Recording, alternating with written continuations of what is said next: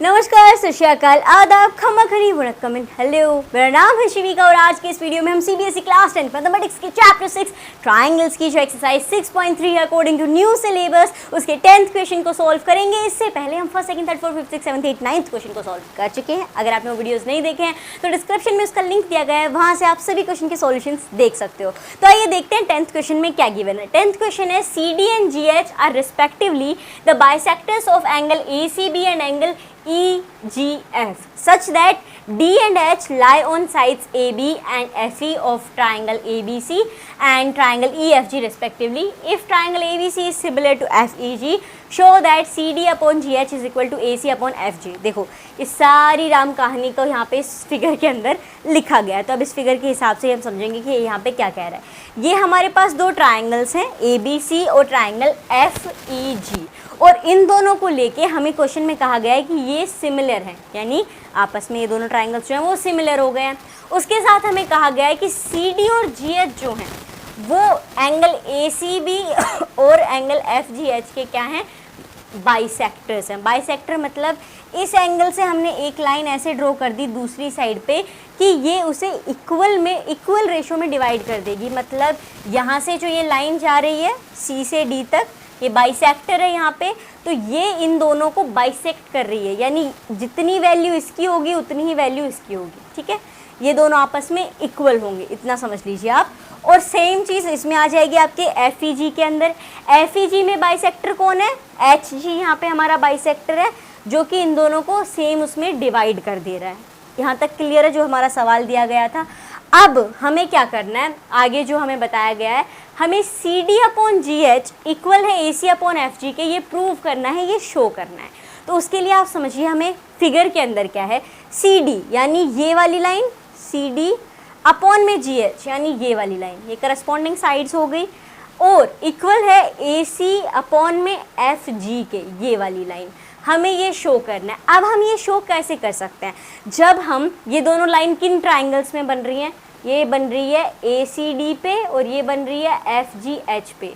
जब हम FGH और ACD इन दोनों ट्राइंगल को सिमिलर प्रूव कर दें किसी भी तरह से, कोई भी तिकड़म लगा के, तो हम कह सकते हैं कि यहाँ पे ये CD अपॉन GH इक्वल हो जाएगा AC अपॉन FG के, क्योंकि इसकी करस्पॉन्डिंग साइड्स आपस में इक्वल हो जाएंगे अगर ये दोनों ट्राइंगल सिमिलर प्रूव हो जाता है। तो अब तिकड़म क्या लगाएंगे यहाँ पे, अब यहाँ पे हम जो भी चीज़ अब तक चीज़ें हमने सीखी हैं उन्हीं को अप्लाई करेंगे और उसी से आंसर निकालेंगे। तो देखो सबसे पहला स्टेप आपको यहाँ पे क्या करना है, हमें दिया गया है कि भैया ट्राइंगल ABC सिमिलर है FEG के, यानी ये पूरा का पूरा सिमिलर है इस पूरे के पूरे दूसरे ट्राइंगल के। So we can write here that from the given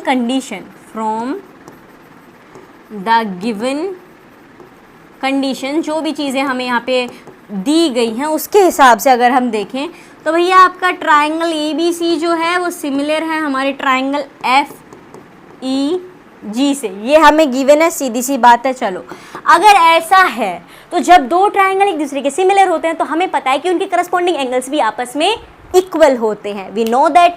तो हम यहाँ पे ये लिख सकते हैं कि भैया एंगल A जो है वो हमारा एंगल F के इक्वल होगा, क्योंकि सॉरी एंगल F जो है वो एंगल A के करस्पॉन्डिंग एंगल है, तो वो इक्वल हो जाएगा। इसी हिसाब से अगर हम देखें तो फिर तो हमारा एंगल B भी इक्वल हो जाएगा एंगल E के। So we can write angle B जो है वो भी इक्वल हो जाएगा एंगल E के। और अगर इसी चीज़ को हम आगे देखें तो हमारा जो C वाला एंगल है वो भी इक्वल हो जाएगा G के। तो इसे फिगर के अंदर अगर आप देखोगे तो ये बन रहा है आपका angle ACB and it's angle FGE। So we can write it here कि इसी हिसाब से आगे बढ़ते हुए हमारा हो जाएगा कि ACB जो एंगल है वो इक्वल है FGE के, एंगल FGE के। ठीक है, इतनी चीज़ जो हमें गिवन है उसके आधार पे हम ये लिख सकते हैं। आई होप आपको यहाँ तक क्लियर हो गया होगा। अब देखो हमें आगे क्या करना है, सिंस जैसा कि हमें अब ये पता चल गया है कि एंगल ACB जो है वो इक्वल है एंगल FGE के, ये हमें पता चल गया है। तो अगर इस हिसाब से देखें कि अगर ये एंगल इक्वल है और ये यहाँ पे एंगल बाइसेक्टर जो बन रहा है इसे सेम रेशो में डिवाइड कर रहा है, तो इस हिसाब से तो हम यहाँ पे ये निकाल सकते हैं कि जो हमारा ACD है यहाँ पे ट्राइंगल, देखो ये हमारा आया एंगल ACB इक्वल है, तो इस हिसाब से जो हमारा एंगल ACD बनेगा यहाँ पे ACD वो भी इक्वल हो जाएगा एंगल FGH के, क्योंकि ये एंगल बाइसेक्टर है यहाँ पे, because of the angle bisector. इसे अभी डिटेल में भी समझेंगे। देखो हमने क्या कहा कि हमारा एंगल ACD, ये वाला एंगल ACD ये इक्वल हो जाएगा FGH के। ऐसा हम किस बेसिस पे कह रहे हैं? हमने ये निकाला कि C जो है और एंगल G जो है ये आपस में इक्वल है, क्योंकि ये दोनों ट्राइंगल आपस में सिमिलर है, इस हिसाब से एंगल C एंगल G के इक्वल है। अब अगर एंगल C एंगल G के इक्वल है तो हमें जिस ट्राइंगल को निकालना है, जिन्हें सिमिलर प्रूव करना है, तो ये एंगल बाइसेक्टर हो रहा है, इसे सेम रेशो में डिवाइड कर रहा है, तो हम कह सकते हैं कि जो एंगल 2 है वो इक्वल हो जाएगा एंगल 4 के, जैसा कि यहाँ पे मार्क किया गया है। एंगल 2 है वो एंगल 4 के इक्वल हो जाएगा, because of the angle bisector same ratio में डिवाइड कर रहा है। तो अगर आपका C जो कुछ भी है तो 2 जो होगा वो 4 के इक्वल हो जाएगा और 1 जो होगा वो 3 के इक्वल हो जाएगा। मतलब एंगल DCB भी इक्वल हो जाएगा एंगल HGE के। तो ये चीज़ भी यहाँ पे लिख दो, because of angle bisector ACD तो इक्वल हो गया एंगल FGH के। अब हम लिख देंगे कि जो हमारा एंगल है यहाँ पे DCB वो भी इक्वल हो जाएगा आपके दूसरे वाले एंगल HGE के, because of the angle bisector, क्योंकि ये आपस में इक्वल थे। देखो इसे एक बार मैं दोबारा रिपीट कर रही हूँ ताकि आपको इसमें कन्फ्यूजन ना हो। ये दोनों ट्राइंगल आपस में सिमिलर थे तो इस हिसाब से ये निकल के आता है कि इसके जो तीनों करस्पॉन्डिंग एंगल्स हैं ये भी आपस में इक्वल होंगे, वो हमने लिख दिया। अब चूंकि ये भी एक दूसरे के इक्वल हैं तो यहाँ से ही तो हमारा एंगल बाइसेक्टर निकल रहा है, ये जो बाइसेक्ट कर रही है लाइन AB को, तो इस हिसाब से हमें ACD निकालना है। तो इसका मतलब ये हो जाएगा कि ACD का भी एंगल C और FGH का भी एंगल G जो होगा वो इक्वल होगा। और उसी हिसाब से देखें तो भैया ये दोनों अगर बाइसेक्ट हो रहे हैं यानी सेम रेशो में डिवाइड हो रहे हैं तो इस साइड वाला जो है वो भी आपस में क्या हो जाएंगे? इक्वल हो जाएंगे। इतनी चीज़ हम यहाँ पे लिख देंगे बिकॉज ऑफ एंगल बाइसेक्टर। अब तक ये सारा घमासान हुआ है। अब हमारा लक्ष्य क्या था, हमारा मेन मुद्दा क्या था? इन्हें आपस में इक्वल करना। और ये क्या है? साइड्स हैं कौन से ट्राइंगल की? ACD और FGH ट्राइंगल की। तो हमें क्या करना है? ACD को सिमिलर प्रूव करना है FGH के। तो अब उसके लिए हम यहाँ पे क्या करेंगे? देखो in triangle ACD and triangle FGH जो हमारा एंगल A है वो इक्वल है एंगल F के। ये ऊपर भी प्रूव हो चुकी है ये चीज़, तो सेम चीज़ हम यहाँ पे लिख देंगे कि भैया हमारा एंगल A एंगल F के इक्वल है, और जो एंगल ACD है यानी एंगल C है वो भी इक्वल है एंगल FGH के यानी H के। तो इस हिसाब से ये हो जाएगा आपका देयरफॉर जो हमारा एंगल ACD है वो ट्राइंगल ACD जो है वो सिमिलर हो जाएगा ट्राइंगल FGH के बाय AA सिमिलैरिटी क्राइटेरिया। इसे अभी मैं आपको बताती हूँ ये कैसे हुआ। देखो इतना हमने कर दिया था कि आपका ये एंगल सेम हो गया, ये एंगल सेम हो गया। अभी देखो फोकस आपको करना है सॉरी, खाली ये जो येलो कलर का ट्राइंगल है ना इस पे फोकस रखो और कहीं पे आपका दिमाग नहीं जाना चाहिए। नीचे वाले ट्राइंगल की कोई बात नहीं हो रही है, इसका कोई रोल नहीं है फिलहाल। तो यहाँ पे हमने देखा कि ये A जो है ये F के इक्वल है, ये हमने अभी ऊपर प्रूव किया। फिर हमने देखा कि ये जो एंगल 2 है ये एंगल 4 के इक्वल है। तो हमारा जो ट्राइंगल था ACD और FGH इसके दो एंगल निकल के आ गए कि दो करस्पॉन्डिंग एंगल आपस में इक्वल है। तो इससे क्या मतलब है कि पूरा का पूरा ट्राइंगल जो है वो सिमिलर है एक दूसरे के, दो एंगल निकल के आ गए। तो एंगल सिमिलरिटी क्राइटेरिया से हम ये चीज़ कह सकते हैं।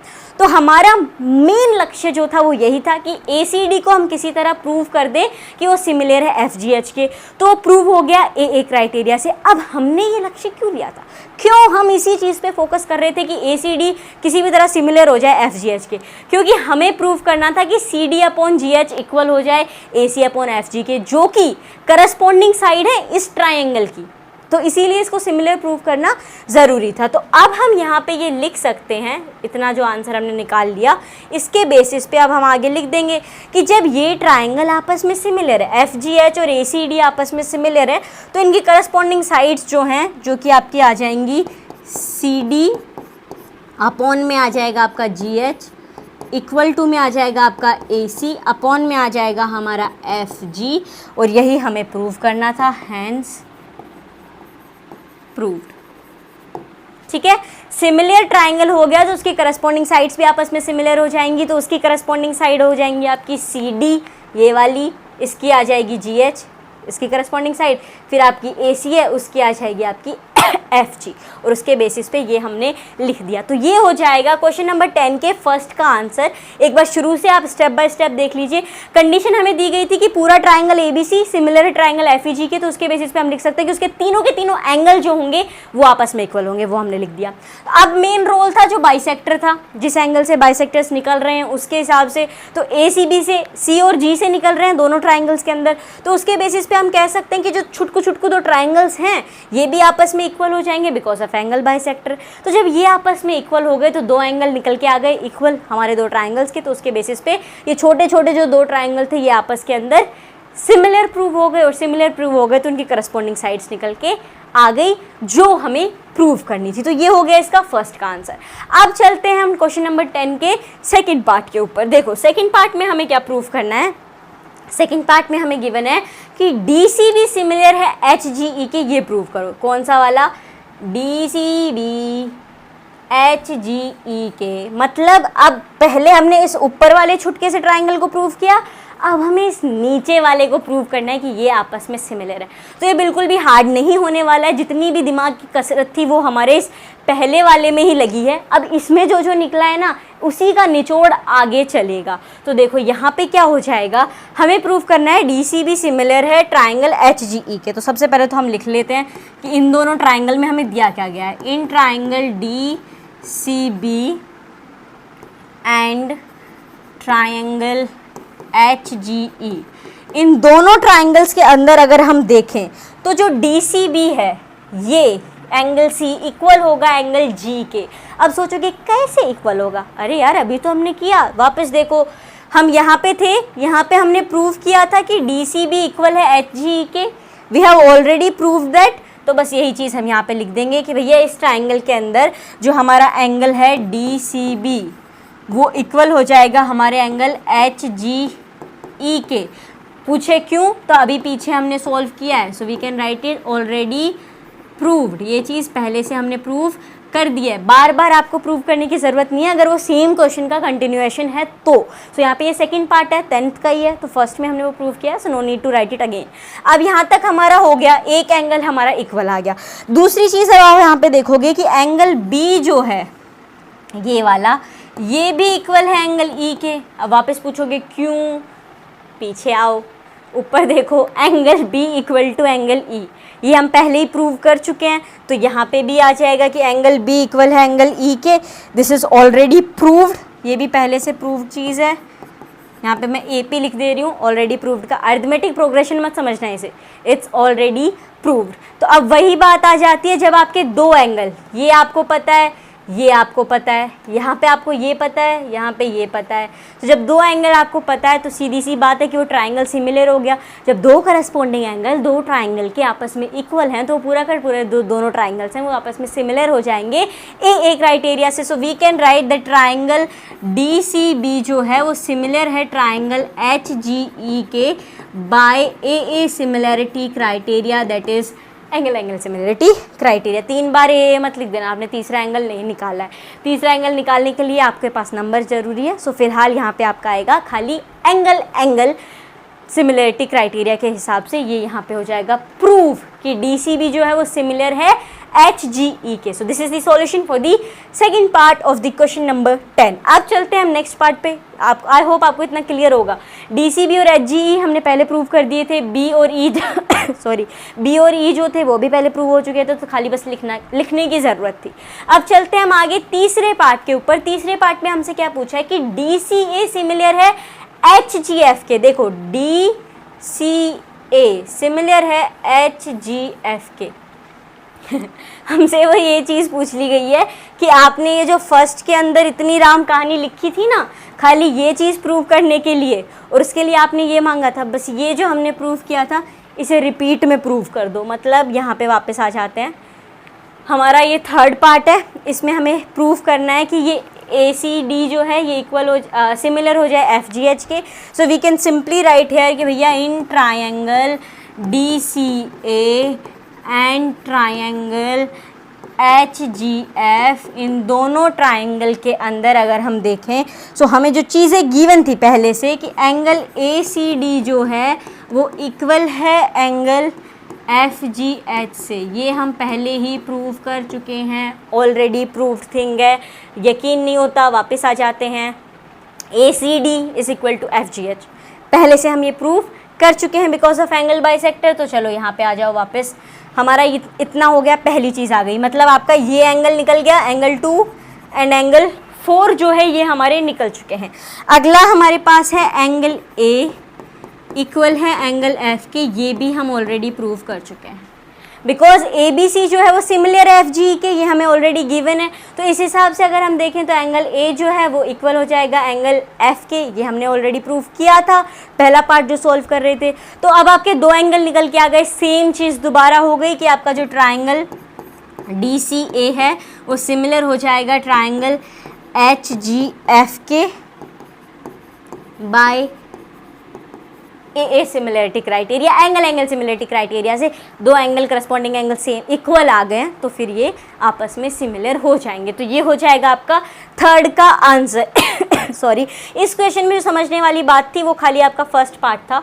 फर्स्ट पार्ट आपने समझ लिया अच्छे से कि कैसे कैसे कौन कौन सा पॉइंट निकले, तो दूसरा और तीसरा पार्ट तो चुटकियों में आप कर देंगे। तो मुझे उम्मीद है आपको ये समझ में आ गया होगा, समझ में आ गया हो, हमने इतना बड़ा क्वेश्चन सॉल्व कर लिया है तो इस बात पे एक लाइक तो बनता है। तो इस वीडियो को लाइक कर दीजिए और हाँ, अपने दोस्तों के साथ भी शेयर कीजिए ताकि वो भी इसके फर्स्ट पार्ट को समझ सकें और सेकेंड और थर्ड पार्ट तो चुटकियों में सॉल्व कर दें। We will meet in the next video, till then take care, bye bye.